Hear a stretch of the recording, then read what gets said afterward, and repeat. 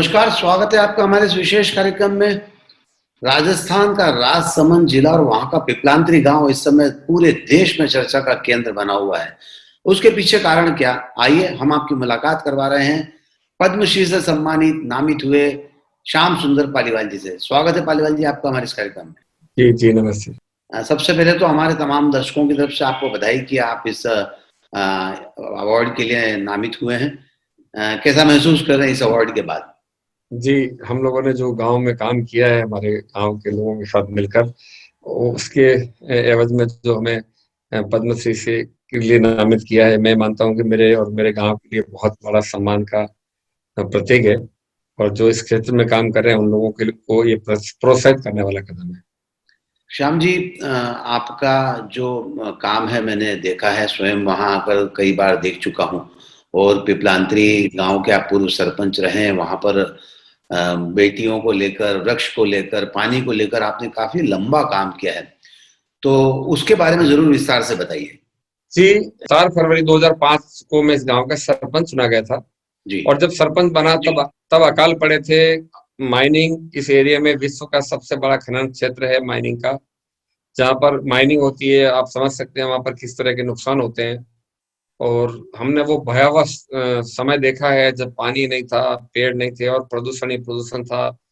और लगातार 7 साल के अकाल थे। तो उस समय हमें लगा कि गांव में अगर पानी नहीं होगा, पेड़ नहीं होगा, तो हम लोग कैसे जी पाएंगे गांव में। और मैंने पानी को रोकने पर अकाल रात से उस समय काम के बदले अनाज योजना चलती थी, जितना काम करोगे उसके बदले उतना अनाज मिलेगा। उस योजना के तहत मैंने गांव में जल संरक्षण का काम शुरू किया। और काम करते करते 1 साल हो गया। 1 साल बाद मेरी बेटी की डेथ हो गई, तो उसकी स्मृति में हम लोगों ने गांव में पौधे लगाए। और पौधे लगाते समय लगा कि क्यों नहीं, मेरी बेटी की स्मृति में अगर पौधे लगाते हैं और हर व्यक्ति की आंख में आंसू है, तो क्यों नहीं इस गांव में जन्म लेने वाली हर एक बेटी के नाम पर हम पेड़ लगाए। क्या तो बात। उस समय हमने ये तय किया था। और फिर एक कारवां शुरू हुआ। बेटी, पानी, पेड़, गोचर भूमि और वन्य जीवों को बचाकर लोगों को प्रकृति से जोड़ना, प्रकृति का आधारित रोजगार देना, ये काम शुरू हुआ। और विभिन्न योजनाओं के माध्यम से इस गांव में बड़ी संख्या में लगभग 4 लाख के आसपास पौधे लगे हैं। जो पानी 500, 600 या 800 फीट नीचे था, और नीचे था तो इतना भारी पानी था कि लोग पी नहीं पाते थे। तो आज वो पानी जमीन पर, कल ही हमने एक जो हैंडपंप खोदा है, उस हैंडपंप में 40 फीट पर खूब पानी आया है। तो जो पानी इतना गहरा था वो जमीनी स्तर पर आया है। और लाखों लाखों पौधे लगे हैं वहां पर। बेटियों के नाम पर पेड़ लगने लगे। और बेटियां पेड़ों को अपना भाई मानकर उस पेड़ों को रक्षा सूत्र बांधकर उसको बचाने का संकल्प लेती है। और ये यूं कहें कि हमने हमारी पुरातन संस्कृति को जीवित करने का काम किया है। हमारे पूर्वज जिस तरह से देवी को पूजते थे एक बेटी के रूप में, हम पेड़ों की पूजा करते थे, नदियों की पूजा करते थे, पानी की पूजा करते थे, गौ माता की पूजा करते थे। हमने उसी संस्कृति को जीवित करके प्रकृति से जोड़ने का काम किया है। बहुत बड़ी बात है और इस तरह की सोच आपने रखी है। मैं भी आपके ही क्षेत्र का बाशिंदा हूं, तो मैं वहाँ के भूगोल से भलीभांति परिचित हूँ। और निश्चित जी तौर पर जी अगर जी। कुछ सालों पहले की बात करें तो वहाँ पर पानी मिलना काफी कठिन काम था। लेकिन आप जैसे लोग जो पर्यावरण के बचाने की दिशा में काम कर रहे हैं, जो इस तरह से वृक्षों को बढ़ाने की बात कर रहे हैं और जिसकी वजह से जल स्तर बढ़ रहा है, निश्चित तौर पर सराहनीय है। क्या लगता है जब आपने प्रण किया कि मैं निर्मल जल योजना पर काम करूंगा, मैं वृक्ष पर काम करूंगा, बेटियों के जन्म पर वृक्ष लगाने की बात करूंगा, तो शुरुआती दौर में दिक्कतों का सामना करना पड़ा आपको? मैंने किसी पुरस्कार की कल्पना नहीं की थी। मन में ये नहीं सोचा कि मुझे पुरस्कार मिलेगा, पर मैंने इतना सोचा कि मैं गांव का सरपंच बना हूं, और सरपंच बनकर मुझे जो सरकार पैसा दे रही है मेरे गांव के विकास के लिए, क्यों नहीं मैं मेरे गांव की सेवा करूं। और यह मानकर काम किया कि हम आज राम जन्मभूमि पर मंदिर की कल्पना कर रहे हैं, वहां मंदिर बन रहा है, बहुत खुशी हो रही है। उसी तरह से हमारे आराध्य देव है भगवान राम।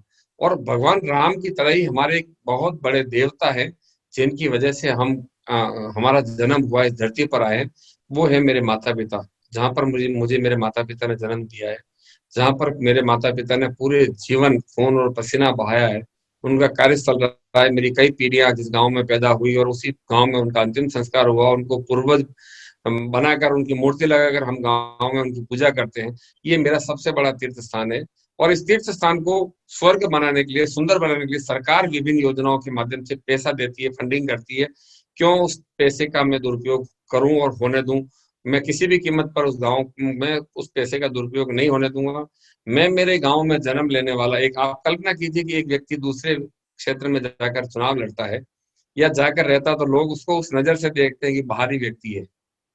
तो एक गांव में सरपंच चुना जाता है और सरपंच समझता है कि ये मैं यहाँ का हूँ, यहाँ का इंसान मेरा है, पर मैंने ये मानकर काम किया कि इस गांव में जन्म लेने वाला इंसान और दूसरी तरफ जन्म लेने वाला वन्य जीव, जैसे गांव का तीतर, मोर, खरगोश, पैंथर, बंदर, जो भी तोता, गिलहरी, जो भी जीव मेरे गांव की धरती पर जन्म लेता है, उसका अधिकार उतना ही अधिकार है जितना किसी इंसान का हो। ये मानकर मैंने काम किया और आज वहां पर बड़ी संख्या में वन्य जीव आते हैं, पैंथर बसेरा करते हैं, कई कई तरह के वन्य जीव आकर हमारे बीच में बैठते हैं। बहुत बड़ी संख्या में मोर आते हैं, तीतर आते हैं, खरगोश आते हैं, तोते, इतने तोते आते हैं। तो हमें लगता है कि ये इंसानों से कम नहीं है, उनका भी इतना ही अधिकार है जितना इंसानों का है। कई बार लोग मेरे पास आते हैं कि भाई साहब, पैंथर ने मेरी बकरी को मार दिया। तो मैंने कहा यार, तूने भी तो कभी जंगल में जाकर शिकार किया होगा, पैंथर के अधिकार को छीना होगा। तो उसने भी छीन लिया। तो अगर तुम लोग उसके शिकार को नहीं मारोगे, शिकार नहीं करोगे, तो तुम उसकी खुराक को नहीं खाओगे, तो वो भी नहीं खाएगा। इस तरह से वन्य जीवों से जोड़कर हम लोग वहां लगातार काम कर रहे हैं। पानी की काफी समस्याएं वहां पर थी। आपने जब इस निर्मल जल योजना को यहाँ शुरू किया तो उसके बाद ग्राम पंचायतों में पिपलांतरी का मॉडल पूरे देश में चर्चित हुआ। उसको लेकर क्या कहते हैं? देखिए, हम लोग एक जनप्रतिनिधि, चाहे वो सरपंच हो, वार्ड में पंच हो, किसी नगर परिषद का पार्षद हो, विधायक हो या सांसद हो, वो सरकार की विभिन्न योजनाओं के माध्यम से ट्यूबवेल खोद देता है और एक सस्ती लोकप्रियता हासिल करने की कोशिश करता है। मैंने सरपंचों को यह बताने की कोशिश की है कि गांव में सीमेंट कंक्रीट के जंगल खड़े करने से काम नहीं चलेगा, गांवों की धरती का दोहन करने से काम नहीं चलेगा। अगर सरकार आपकी गांव में हैंडपंप खोदती है, ट्यूबवेल खोदती है, कुआं खोदती है पेयजल के लिए, तो हमें उसमें पानी डालने का काम भी सरपंच का ही है। और गांवों का शहरीकरण रोकना पड़ेगा। गांवों में जितने भी संसाधन की कमी है उसको पूरा करने का काम हम सरपंचों को मिलकर करना पड़ेगा। आज कल्पना कीजिए कि गांव में बहुत सुंदर चमचमाती हुई सड़कें हो और गांव में पीने का पानी नहीं हो, गांव की नदी में पानी नहीं हो, गांव के कुएं में पानी नहीं हो, गांव में मोर नाचता हुआ नहीं दिखता हो, तो फिर वो गांव कैसा होगा? हमने ऐसे गांव की कल्पना की कि गांव में खूब पानी हो, खूब संसाधन हो, गांव के हर एक व्यक्ति को प्राकृतिक आधारित रोजगार मिलता हो, गांव में गुड़ बनता हो, गांव में मिर्ची पैदा होती हो, गांव के कुएं में पानी हो, गांव में अच्छी नस्ल की गौ का पशुधन हो, और तब जाकर गांव के हर एक व्यक्ति को रोजगार मिलेगा। और जब गांव में रोजगार मिलेगा तो गांव का व्यक्ति शहरों की तरफ नहीं जाएगा और शहरों की आबादी नहीं बढ़ेगी। आपने बहुत अच्छी बात कही है कि गाँव में अगर संसाधन होंगे, गाँव में अगर पानी होगा, चमचमाती सड़कें हैं और पानी नहीं होगा तो कैसा महसूस होगा। तमाम सारी आपने प्रकृति से जुड़ी बात की और आपका ये मानना बिल्कुल सही है कि प्रकृति से अगर जुड़ाव नहीं तो वो गाँव कैसा, सही मानना है आपका। बहरहाल निर्मल जल योजना को जब देश में, पूरे देश में पिपलांतरी मॉडल को ग्राम पंचायतों में लागू करने की बात कही गई, आपने तमाम सारे देश के अलग अलग ग्राम पंचायतों का हिस्सों का दौरा किया और तमाम पंचायत विभाग के अधिकारियों को भी इस बारे में बताया, तो उसकी रिएक्शन क्या थी उनकी? देखिए, कल्पना तो हर कोई करता है, सोचता तो हर कोई है कि मैं मेरा गांव सुंदर हो, मेरा काम दुनिया को दिखे और मैं आगे बढ़ूं। पर एक समय ऐसा था जब मैं सरपंच बनकर मैं अन्ना हजारे साहब के गांव में गया और वहां जाकर मैंने देखा कि एक व्यक्ति इस गांव की दशा बदल सकता है और पूरे देश को दिशा दे सकता है, तो क्यों नहीं हम इनको आदर्श मानकर हम हमारे गाँव में करें, इस काम को करें। तो उस समय काम को हमने शुरू किया और आज 15-16 साल की तपस्या के बाद हमारी तपस्या सफल हुई है। कहीं ना कहीं प्रेरणा स्रोत है अन्ना हजारे आपकी? जी जी जी, कहीं नहीं कहीं बिल्कुल खुलकर बात करने में कोई दिक्कत नहीं है कि अन्ना हजारे जैसा एक व्यक्ति जो बहुत ईमानदारी से अपने जीवन को का निर्माण कर रहा है और लोगों के लिए प्रेरणा स्रोत बनाए, तो हमारे भी निश्चित तौर पर प्रेरणा स्रोत हैं। आपकी अब योजना क्या है? जिस तरह से आपको सरकार ने पद्मश्री से नवाजा है और निश्चित तौर पर एक आप जैसे लोग जो इस दिशा में काम कर रहे हैं, समाज को एक नई दिशा देने की कोशिश कर रहे हैं प्राकृतिक संसाधनों से, क्या ऐसी कोई योजना आप आगे भी ला रहे हैं जिससे और लोगों को सहायता मिले? हमारी कोशिश ये रहेगी कि गांव के व्यक्ति को गांव में ही रोजगार मिल जाए, और उसमें हमारा कदम रहेगा कि हमने बड़ी संख्या में बांस के पौधे लगाए हैं, हजारों की संख्या में। और पुराने बांस भी हमारे गांव में बहुत बड़ी संख्या में हमारे गांव के आसपास के एरिया में भी है। तो हम कोशिश कर रहे हैं कि बांस के आधारित उद्योग लगे, जिससे बांस के सोफे और बांस के कई तरह के फर्नीचर बनते हैं, बांस के डस्टबिन बनते हैं, बांस के ट्री गार्ड बनते हैं, और बांस की बहुत सारी चीजें बनती है, यहाँ तक कि बांस का कपड़ा भी बनता है। तो बिल्कुल हम सही। कोशिश कर रहे हैं शुरुआती दौर में कि बांस के आधारित उद्योग लगकर गांव की महिलाओं को और गांव के स्थानीय लोगों को रोजगार मिले। दूसरा हमारा कदम रहेगा कि गांव में बड़ी संख्या में हमने आंवला, बेड़ा, हरडे, एलोवेरा लगाया है। इसके माध्यम से भी हम लोगों को, वहाँ के गांव के लोगों की एक टीम बनाकर, स्वयं सेवी संस्था, सेल्फ हेल्प ग्रुप बनाकर उनको रोजगार देने का काम हम सरकार की विभिन्न योजनाओं के माध्यम से करने की तैयारी कर रहे हैं, जिसमें रॉ मटेरियल हमारे गांव में सरकार ट्रेनिंग कराए, सरकार संसाधन उपलब्ध करवाए और वहाँ के लोगों को रोजगार मिले। दूसरा, क्योंकि हमारे एरिया में बहुत बड़े स्तर पर वृक्षारोपण हुआ है और आसपास के एरिया में पुराने पेड़ भी 10 किलोमीटर 15 किलोमीटर के एरिया में बड़ी संख्या में बचे हैं, तो उन वहां पर हम मधुमक्खी पालन का, शहद कलेक्शन का काम भी हम शुरू कर रहे हैं। गांव में जैविक खेती करके शुद्ध अनाज हम अच्छे रेटों में किसानों को पैसा दिलवाकर उस पर भी काम करने की कोशिश कर रहे हैं। आज हमारे गांव में किसान की मन में इच्छा जागृत हुई है कि नहीं, मैं खेती करूं और मुझे उसके बदले में अच्छा पैसा मिलेगा, मैं अच्छी नस्ल, गिर नस्ल की गाय रखूं, उसके बदले में उसका घी और दूध बेचकर मैं पैसा कमाऊं। तो लोगों को, हमारे गांव से, गांव वासियों को गांव से लगाव पैदा होने लगा है।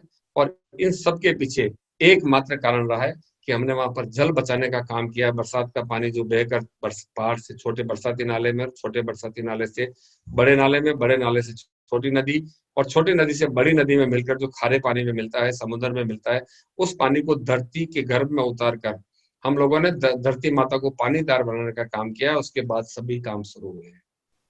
आपने बांस की बात कही, क्या बांस की खेती करने का वहां पर जो वातावरण है, वो जो जमीन है, वो उसके लिए उपयुक्त है?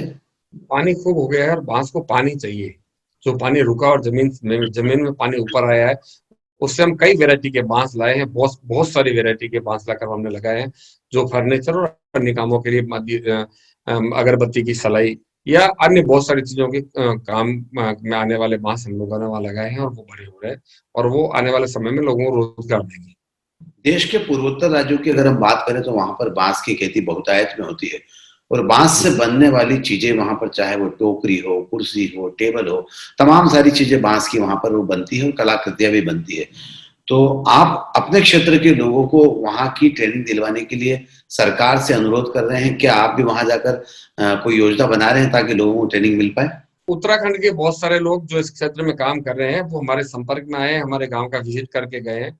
मध्य प्रदेश के जबलपुर में भी यह बहुत बड़े स्तर पर काम चल रहा है, छत्तीसगढ़ में भी इसका रिसर्च सेंटर है, गुजरात के ताप्ती नदी के किनारे भी यह बहुत बड़ा काम चल रहा है। हमने सब क्षेत्र का दौरा किया और वहां से सीखा हूं मैं कि मेरे गांव के लोगों को इस पर रोजगार मिले, समझ पाया हूँ, और मैं गांव के लोगों का वहाँ शैक्षणिक भ्रमण करवा रहा हूँ और उन लोगों को गांव में बुलाकर इसकी एक डीपीआर तैयार करवा रहा हूँ कि हम किस तरह से इस काम को आगे बढ़ा सकते। श्याम जी, एक बात मेरे मन में उठती है। आप सरपंच बने, आपने एक नया कीर्तिमान स्थापित किया अपने क्षेत्र के लिए, अपनी पंचायत के साथ साथ पूरे राजस्थान और पूरे देश में एक आप गौरवमयी व्यक्ति के तौर पर जाने जा रहे हैं। आमतौर पर अगर मैं बात करूं तो राजसमंद का वो क्षेत्र जहां से आप आते हैं, वहां पर मार्बल का व्यापार, उद्योग काफी संख्या में होता है। आप चाहते तो शायद वहां पर अपने उस सरपंच पद का उपयोग करके काफी पैसा कमा सकते थे, लेकिन आपके मन में ऐसी बात कभी नहीं आई? मैंने एक निवेदन आपसे किया था कि मैंने ये सोचा कि मेरा जन्म जहां पर हुआ है, मेरे पिताजी का जन्म हुआ है, मेरी कई पीढ़ियां जिस धरती पर पैदा हुई है, वो मेरा सबसे बड़ा तीर्थ स्थान है। क्या बात! मैं मेरे घर से कुछ नहीं ले जाऊंगा, पर मेरे घर भी कुछ नहीं लाऊंगा। क्या मेरे बात! घर से कुछ नहीं ले जाऊंगा और मेरे घर भी कुछ नहीं ले जाऊंगा। इतनी ईमानदारी से काम करूंगा। जब मैं मेरे घर से कुछ ले जाने की हैसियत नहीं रखता हूँ, तो इतनी नीयत साफ रखूंगा कि वहां से मेरे गांव के अधिकार का की चीज मेरे घर भी नहीं लाऊंगा, क्योंकि वो मेरा तीर्थ स्थान है। और पूरे देश के, अगर इतनी ईमानदारी आज देश का जनप्रतिनिधि रख ले, हर एक जनप्रतिनिधि, छोटे से छोटा और बड़े से बड़ा जनप्रतिनिधि, कि हम हमारे घर से कुछ नहीं ले जाएं और हमारे घर कुछ नहीं लाएं। आज देखिए आज हमारी तपस्या को देखिए आप कि मैंने मेरे जीवन के 16 साल, मेरी जवानी मैंने मेरे गांव में लगाई। चाहे इसके बदले में चाहता तो पैसा कमा सकता था, धंधा कर सकता था, कुछ और काम भी कर सकते थे। मैंने लाखों लाखों पौधे मेरे गांव के लोगों को रोजगार देकर हम लोगों ने वहां पर लगाए।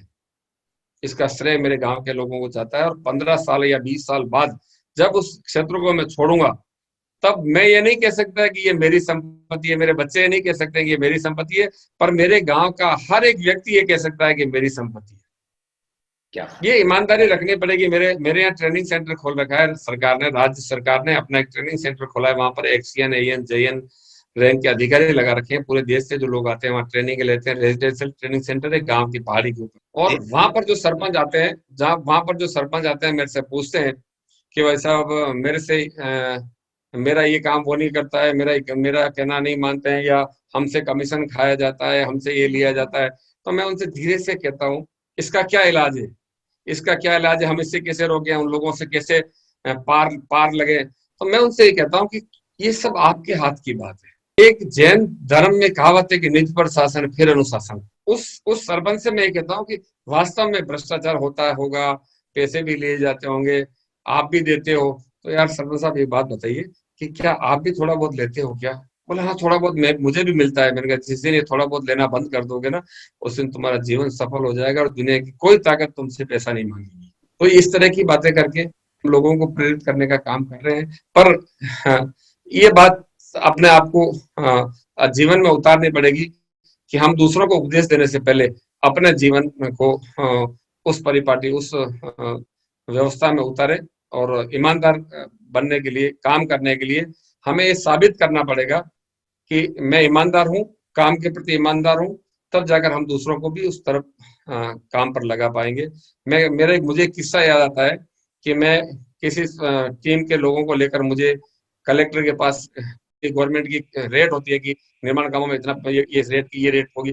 तो मुझे सरपंच लेकर गए और अधिकारियों ने कहा कि भाई साहब आप आए हो, हम इनकी बात सुन रहे हैं, आपने अपने आप को साबित किया है कि आप ईमानदार आदमी और काम करते हो अपने गांव के लिए। बहुत सारे लोग कमीशन के लिए काम करते हैं, इसलिए हम उनकी बात नहीं सुनते हैं।